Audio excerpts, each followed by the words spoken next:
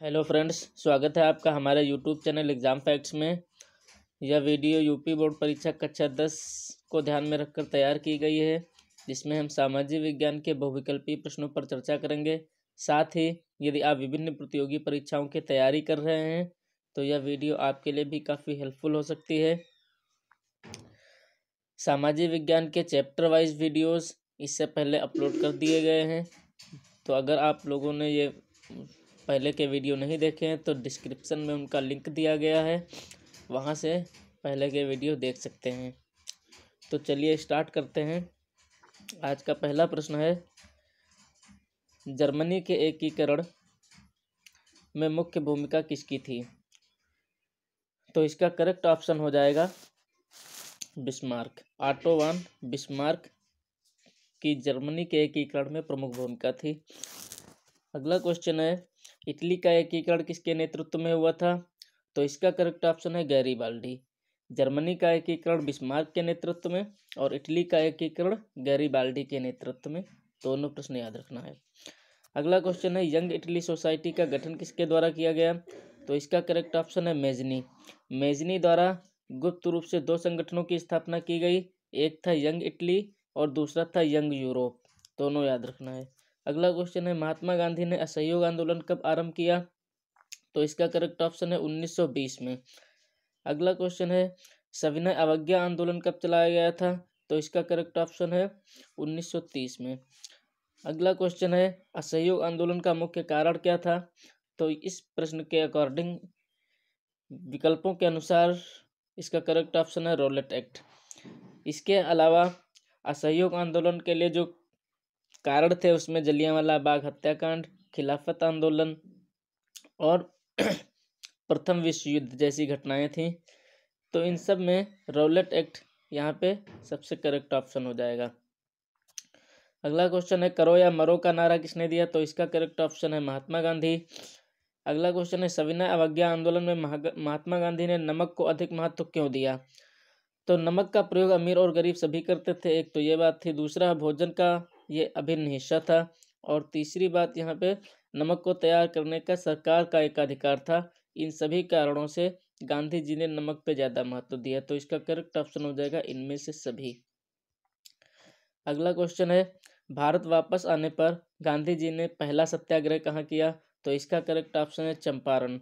चंपारण, बिहार के चंपारण में नील के किसानों के लिए गांधी जी ने पहला सत्याग्रह किया था। इसे नील आंदोलन के नाम से भी जाना जाता है। इसके बाद गांधी जी ने अहमदाबाद और खेड़ा सत्याग्रह भी किया था। तो गांधी जी के प्रारंभिक सत्याग्रहों में 3 सत्याग्रह हैं। इसके बाद अगला प्रश्न है, महाबंदी का प्रारंभ किस वर्ष हुआ था? तो प्रथम विश्व युद्ध के बाद 1929 में पहली बार महामंदी का प्रारंभ हुआ था। अगला क्वेश्चन है, विश्व व्यापार संगठन की स्थापना कहाँ पर हुई थी? तो इसका करेक्ट ऑप्शन है जिनेवा। अगला क्वेश्चन है, लाल मिट्टी कहाँ पाई जाती है? तो दक्कन के पठार में लाल मिट्टी पाई जाती है। तो इसका करेक्ट ऑप्शन है दक्कन के पठार में। अगला क्वेश्चन है, भूमि एक कैसा संसाधन है? तो भूमि यहाँ पे एक प्राकृतिक संसाधन है। जो हमें प्रकृति द्वारा निःशुल्क संसाधन प्राप्त होते हैं उन्हें हम प्राकृतिक संसाधन कहते हैं। अगला क्वेश्चन है, निम्न में से एक मिट्टी का प्रकार नहीं है। तो इसका करेक्ट ऑप्शन हो जाएगा सीमेंट, क्योंकि काली मिट्टी, पीली मिट्टी और लेटराइट मिट्टी ये मिट्टी के प्रकार हैं, जबकि सीमेंट एक मिट्टी का प्रकार नहीं है। उसके बाद अगला प्रश्न है, इनमें से कौन से राज्य में काली मिट्टी पाई जाती है? तो इसका करेक्ट ऑप्शन है गुजरात। काली मिट्टी जिन राज्यों में मुख्य रूप से पाई जाती है उनमें गुजरात है, महाराष्ट्र है और मध्य प्रदेश है। अगला क्वेश्चन है, चिपको आंदोलन किससे संबंधित है? तो इसका करेक्ट ऑप्शन है वन संरक्षण से। और चिपको आंदोलन को चलाने वाले व्यक्ति कौन है? तो वो व्यक्ति हैं सुंदरलाल बोगड़ा। और किस जगह से संबंधित है? तो ये उत्तराखंड से संबंधित है। अगला क्वेश्चन है, सुंदरवन राष्ट्रीय पार्क किस राज्य में है? तो इसका करेक्ट ऑप्शन है पश्चिम बंगाल। अगला क्वेश्चन है, सलाल बांध किस नदी पर है? तो इसका करेक्ट ऑप्शन है चिनाब नदी पर। जम्मू कश्मीर में चिनाब नदी पर सलाल बांध बनाया गया है। अगला क्वेश्चन है, सरदार सरोवर बांध किस नदी पर बना है? तो इसका करेक्ट ऑप्शन है नर्मदा नदी पर। गुजरात राज्य में नर्मदा नदी पर सरदार सरोवर बांध बनाया गया है। अगला क्वेश्चन है, निम्नलिखित में से कौन सी एक रेशेदार फसल है? तो इसका करेक्ट ऑप्शन है जूट। रेशेदार फसलों में जूट, पटसन और कपास आती हैं। अगला क्वेश्चन है, निम्नलिखित में से कौन सी एक रबी की फसल है? तो इसका करेक्ट ऑप्शन है गेहूं। गेहूं एक रबी की फसल है। अगला क्वेश्चन, निम्नलिखित में से कौन खरीफ की फसल है? तो इसका करेक्ट ऑप्शन है धान। धान एक खरीफ की फसल, सॉरी, ए और बी दोनों होंगे। कपास और धान दोनों खरीफ की फसलें हैं। उसके बाद, इनमें से कौन सी रबी की फसल है? तो इसका करेक्ट ऑप्शन है चना। चना यहाँ पे रबी की फसल है। अगला क्वेश्चन, निम्नलिखित में से कौन सा गैर परंपरागत ऊर्जा का स्रोत है? तो इसका करेक्ट ऑप्शन है सौर ऊर्जा। सौर ऊर्जा एक गैर परंपरागत, यानी कि जिनको ज़्यादातर लोग परंपरागत रूप से प्रयोग करते नहीं आ रहे हैं, उसको हम कहते हैं गैर परंपरागत। तो सौर ऊर्जा एक गैर परंपरागत ऊर्जा का स्रोत है। उसके बाद है, झरिया किस लिए प्रसिद्ध है? तो झारखंड का झरिया कोयला उत्पादन के लिए प्रसिद्ध है। अगला क्वेश्चन है, विदेशी व्यापार किसके मध्य होता है? तो इसका करेक्ट ऑप्शन है दो देशों के मध्य। अगला क्वेश्चन है, लोकतंत्र में कौन सा संगठित हित समूह सक्रिय रहता है? तो इसका करेक्ट ऑप्शन हो जाएगा ये सभी, यानी व्यापारी भी, उद्योगपति भी और किसान भी, तीनों लोकतंत्र में सक्रिय रहते हैं। अगला क्वेश्चन है, वर्तमान में भारतीय संघ में कितने केंद्र शासित प्रदेश हैं? तो इसका करेक्ट ऑप्शन है 8। बहुत ध्यान से इस प्रश्न को देख लीजिएगा, इसका करेक्ट ऑप्शन 8 होगा। निम्नलिखित में से कौन सा संघ शासित प्रदेश है? तो इसका करेक्ट ऑप्शन है दिल्ली। दिल्ली एक संघ शासित प्रदेश है और संघ शासित प्रदेशों की संख्या 8 है। अगला क्वेश्चन है, भारतीय संविधान में उल्लिखित 3 सूचियों में से निम्नलिखित में से कौन सा विषय समवर्ती सूची में शामिल है? तो इसका करेक्ट ऑप्शन है शिक्षा। समवर्ती सूची एक ऐसा विषय है जिसपे केंद्र और राज्य दोनों कानून बना सकते हैं। अगला है, भारत में कुल कितने संघीय राज्य हैं?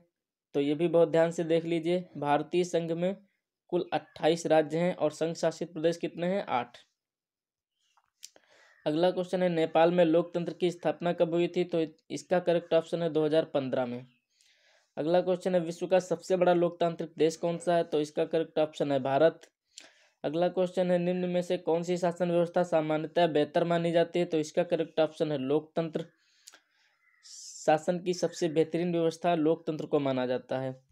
अगला क्वेश्चन है, किसी लोकतांत्रिक शासन व्यवस्था द्वारा सामना की जाने वाली समस्या को क्या कहते हैं? तो इसका करेक्ट ऑप्शन लोकतंत्र की चुनौतियां। अगला क्वेश्चन है, निम्न में से किस राज्य की प्रति व्यक्ति आय सर्वाधिक है? तो इसका करेक्ट ऑप्शन होगा यहाँ पे हरियाणा। अगला क्वेश्चन है, पड़ोसी देशों में से मानव विकास के लिहाज से किस देश की स्थिति भारत से बेहतर है?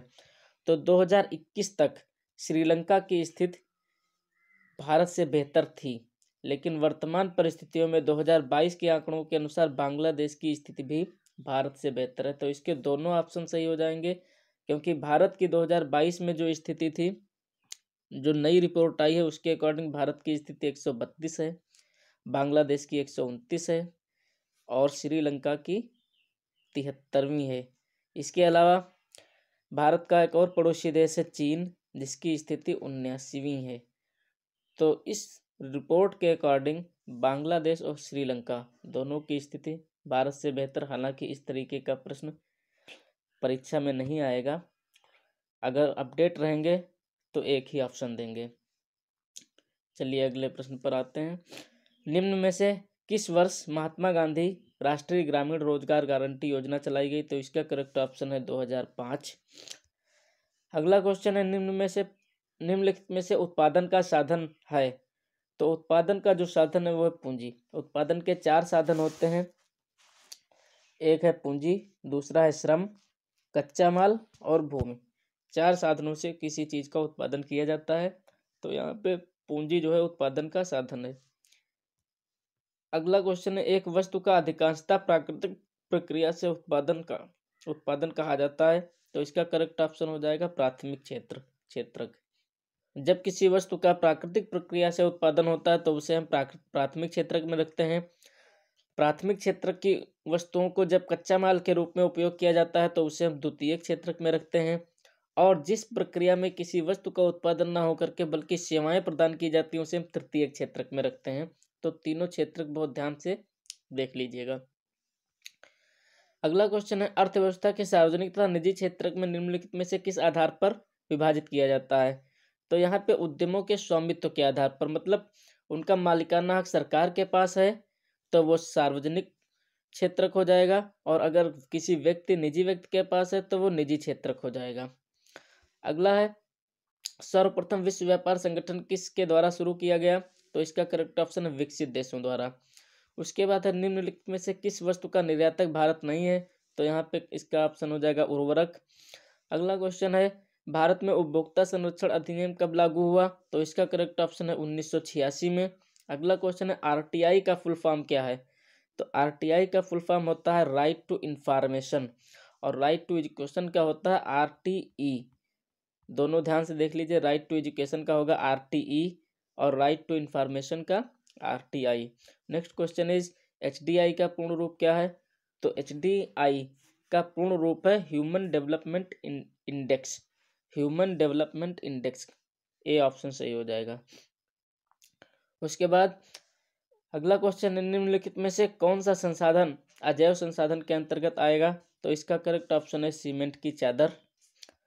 और अगला क्वेश्चन है, किसके नेतृत्व में अवध किसान सभा का गठन किया गया था।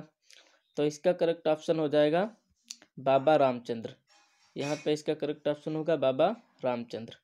इसके बाद भारत में साइमन कमीशन कब पहुंचा। तो इसका करेक्ट ऑप्शन हो जाएगा 1928 में। साइमन कमीशन का गठन 1927 में होता है। किस लिए होता है, 1919 वाले अधिनियम का रिव्यू करने के लिए होता है।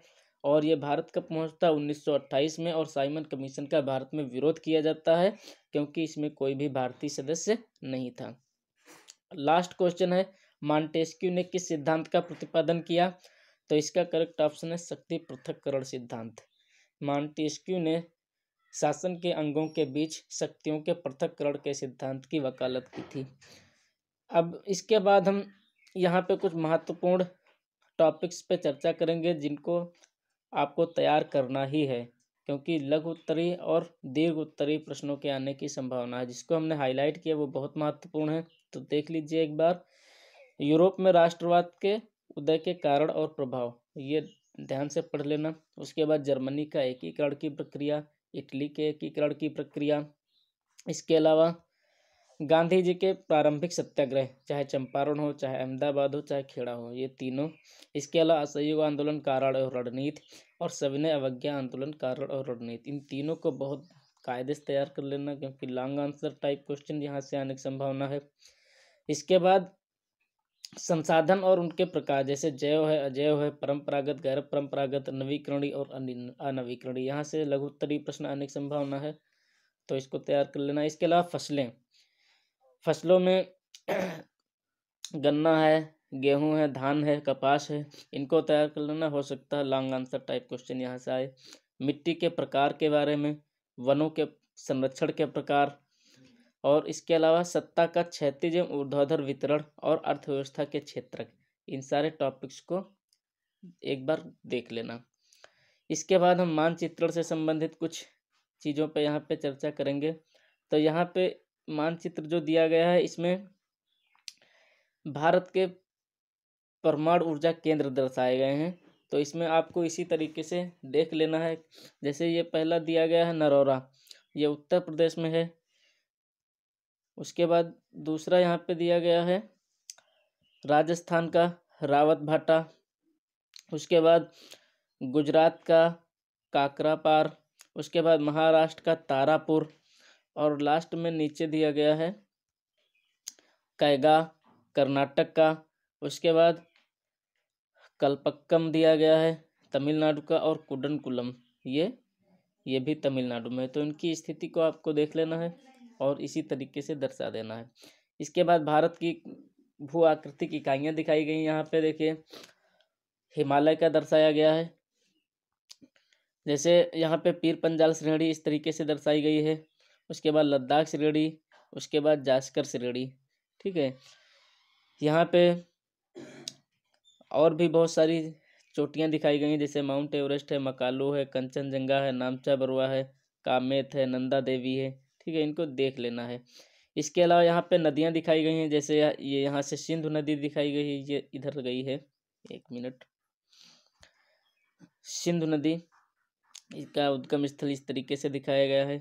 इसके बाद ये यहाँ पे सतलुज नदी दी गई है, ये रावी है, ये झेलम है, ये व्यास है, ठीक है। इसके अलावा यहाँ पे देखिए गंगा नदी का भी दिया गया है, ये गंगा नदी दी गई है, ये ब्रह्मपुत्र है, ये यमुना है उसके बगल में, ठीक है।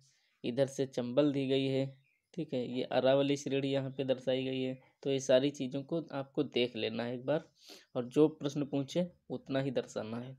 इसके अलावा दक्षिण की नदियों के बारे में ये देखिए गोदावरी दी गई है, इधर से कृष्णा दी गई है, यहाँ पे कावेरी है, ठीक है। तो इस सबको देख लेना है। इसके बाद नेक्स्ट मानचित्र में हमने यहाँ पे भारत के स्वतंत्रता आंदोलन से संबंधित कुछ स्थान हैं, जिसमें ये देखिए चंपारण है, ये चौरी चौरा है, यहाँ पे अमृतसर है। इसके अलावा यहाँ पे अहमदाबाद, सॉरी,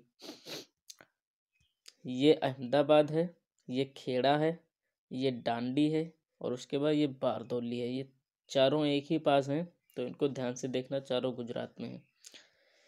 इसके बाद नेक्स्ट मानचित्र में हमने भारत के बंदरगाहों के बारे में, यहाँ पे बंदरगाह हैं। तो यहाँ पे देखिए सबसे पहला बंदरगाह है कांडला, उसके बाद ये मुंबई है, उसके बाद बगल में ही नया सेवा है, ये मार्मुगांव है गोवा में, ये कर्नाटक में न्यू मंगलूर है, यहाँ पे कोचीन है। उसके बाद इधर तमिलनाडु में तूतीकोरिन है, यहाँ चेन्नई है, ये एर्नोर है, ये विशाखापट्टनम है, ये पारादीप है, ये हल्दिया, और ये कोलकाता। ये सारे बंदरगाह हैं, तो इनको एक बार आप लोगों को देख लेना है। इसके अलावा भारतीय स्वतंत्रता आंदोलन और भारतीय राष्ट्रीय कांग्रेस के अधिवेशनों को भी जिस जिस जगह पर हुए देख लेना है, तो हो सकता है उससे प्रश्न आएंगे, ठीक है। तो इस प्रकार ये वीडियो कंप्लीट हुआ। उम्मीद करते हैं ये वीडियो आपके लिए हेल्पफुल होगा। वीडियो देखने के लिए धन्यवाद, और आप लोगों को परीक्षा की बहुत बहुत शुभकामनाएं और आशीर्वाद।